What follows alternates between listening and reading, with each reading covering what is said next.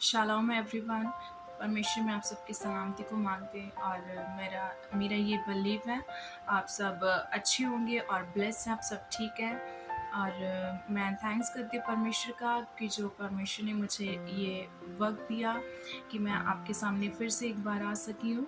और मैं बात करना चाहती हूँ उससे पहले मैं आपको बताना चाहती हूँ कि जो भी इंसान यूट्यूब के माध्यम से चाहे कुछ भी सोशल मीडिया के किसी भी नेटवर्क के माध्यम से परमेश्वर के वचन को फैलाता है, तो वो एक दिन में नहीं बना कि उसने जो सीखा आज सीखा और कल को उसने बता दिया। ऐसा नहीं है। उसने अपनी लाइफ में एक बड़ा एक्सपीरियंस किया होता है, उसने सीखा होता है कैसे उन चीज़ों को जिस तरह उसने टेस्ट किया वही टेस्ट आपको बताया जाता है। मान लीजिए अगर आपने कुछ घर में बनाया, आप जब तक उसे टेस्ट नहीं करेंगे, आपको सेकंड पर्सन पूछ रहा है कि उसमें क्या सब कुछ ठीक है, कि उसमें मिर्ची ठीक है, नमक ठीक है और बहुत सारी चीज़ें वो आपसे पूछेगा, तो आप उसे बिना टेस्ट किए बिना चखे उसे नहीं बता सकते कि वो कैसा बना है।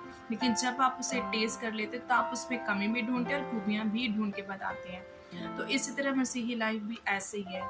अगर मैं आपको कुछ बता रही हूँ, मैं कोई प्रचारक नहीं हूँ, मैं सिर्फ एक परमेश्वर की आवाज़ हूँ। कल रात मैं जब प्रार्थना में थी तो परमेश्वर ने मुझसे बात किया। शायद आप में से बहुत सारे लोग सोच रहे होंगे कि ऐसे तो प्रभु बहुत बात करते हैं, लेकिन मैं अपने आप को ऊंचा करने के लिए ये बातें नहीं बोल रही हूँ, क्योंकि हर एक बंदे की कॉलिंग अलग है। मेरी कॉलिंग अलग है, आपकी कॉलिंग अलग है। आप किसी कार्य के लिए बुलाए गए, मैं और किसी कार्य के लिए बुलाई गई हूँ। तो मैं जब रात को प्रार्थना कर रही थी तो परमेश्वर ने मुझे एक ही बात बोली कि जिस चीज़ को मैंने लिया है, जो मैंने प्रभु से पाया है, अगर मैं उसे किसी को नहीं बताऊंगी तो उस जीत का, उस चीज़ का कोई महत्व नहीं रह जाता। जो मैंने प्रभु से लिया उसका एक ही मकसद था, परमेश्वर ने मुझे इसीलिए दिया ताकि मैं आप लोगों तक लेके आऊँ। तो मैं जो लेके आई हूँ वो परमेश्वर की ओर से, मेरी ओर से कुछ नहीं है, जो मैंने अपनी लाइफ में एक्सपीरियंस किया। क्योंकि जिन हालातों से, जिन प्रॉब्लम से मुझे परमेश्वर ने निकाला, मैं डेफिनेटली और दिल से चाहती हूँ कि परमेश्वर आपको भी उन चीज़ों से निकाले। तो आज बात करेंगे हम कि अक्सर बहुत सारे ऐसे लोग हैं, क्योंकि मैंने ये अपने पर्सनल लाइफ में इस चीज़ को एक्सपीरियंस किया। क्योंकि एक टाइम पे ऐसा समय था कि मैं भी इन चीज़ों को ऐसा सोचती थी कि शायद ये नहीं हो सकता, ये इम्पॉसिबल चीज़ें हैं, हमारी औकात क्या है, हम तो इनके लेवल के भी नहीं है, हमारे पास कुछ नहीं है, फाइनेंस हमारा स्ट्रांग नहीं है, हमारी बैकग्राउंड स्ट्रांग नहीं है, हमारा सब कुछ मीन डिफरेंट है। लोगों के पास पैसा है इसलिए वो इस जगह पे पहुंच जाते। तो ऐसा बिल्कुल भी नहीं है कि पैसे से ये सब कुछ नहीं हो सकता।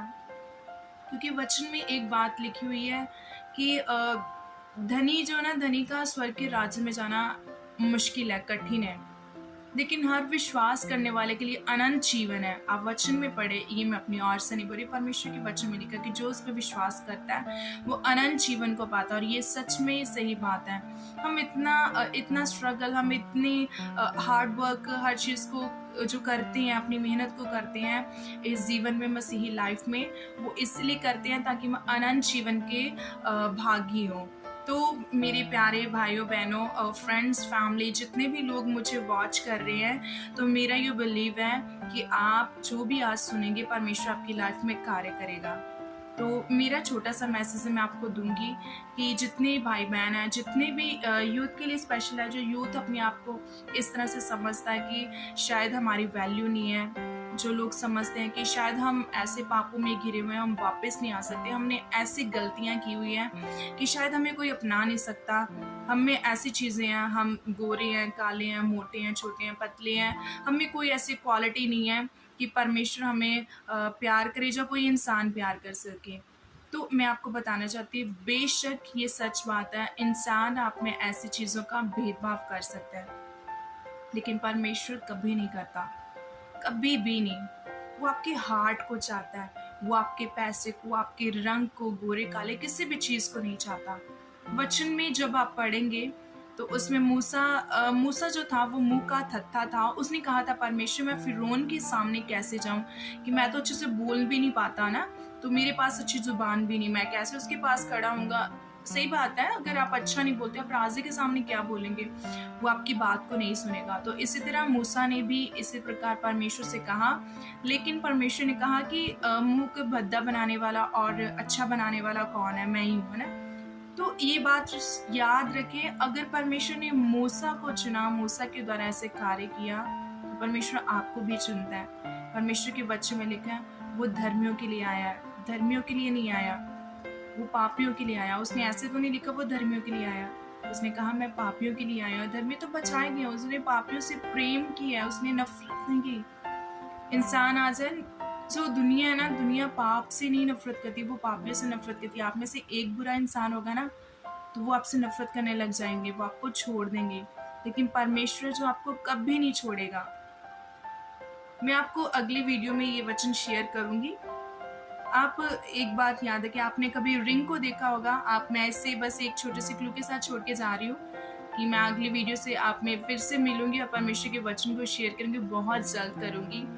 रिंग को देखे, परमेश्वर के वचन में हैगे की पुस्तक, उसकी मुझे अच्छे से याद नहीं, मैं आपको बताऊंगी।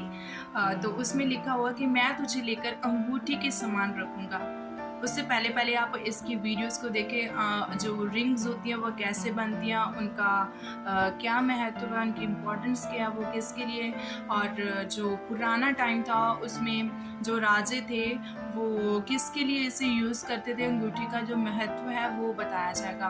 तो ये सच में बहुत ही बड़ा एक प्रकाशन है आपके लिए, रिवलेशन है कि परमेश्वर ने आपको कहा है, मुझे कहा। उसने सिर्फ मुझे नहीं, सिर्फ पास्टर्स को नहीं, जो बड़े लोग हैं, वर्शिपर हैं, जो ऊंचाइयों को, उनको नहीं, उसने आपको, मुझे, हर छोटे व्यक्ति को, क्योंकि उसने कहा, उसके वचन में लिखा, उसने तुच्छों को चुना, उसने राजाओं को नहीं, उसने बड़े लोगों को नहीं, उसने तुच्छों को चुना। चाहे मैं हूँ चाहे आप हो, उसने हम सबको चुना है, तो वो आपसे प्रेम करता है। तो मैं अगली वीडियो में आपसे फिर से मिलूंगी, तब तक के लिए सबको जाम सीखे।